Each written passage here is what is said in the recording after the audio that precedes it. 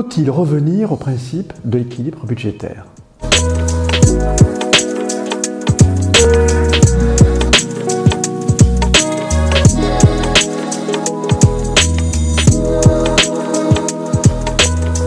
Cette question cache en réalité trois réalités. Une réalité historique, une réalité juridique, puis une réalité de bon sens.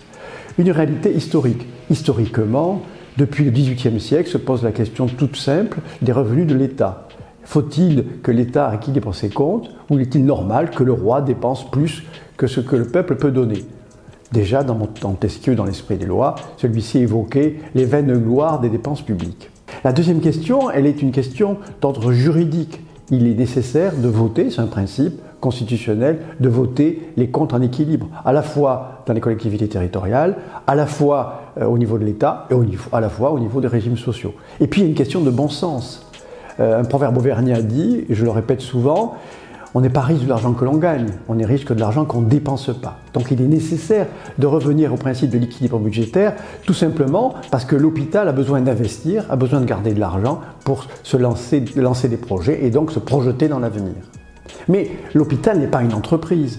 L'échec de la réforme Juppé, l'échec de l'hôpital-entreprise, c'est tout simplement de croire qu'on a pu assimiler l'hôpital et l'entreprise.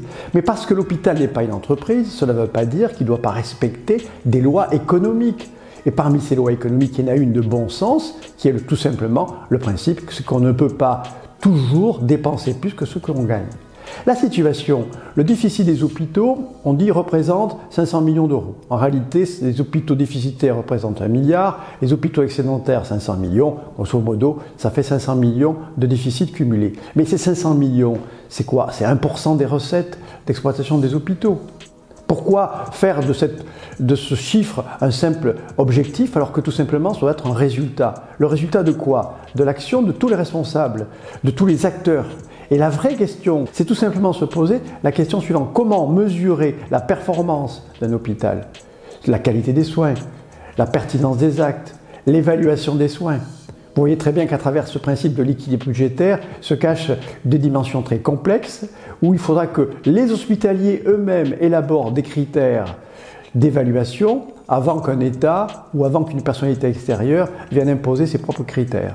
Donc oui, il faut essayer de considérer que l'équilibre budgétaire est une contrainte qu'on ne doit pas dépasser, sauf à imaginer que demain, d'autres paieront notre place, mais inversement, l'hôpital ne peut pas se résumer à un simple résultat comptable.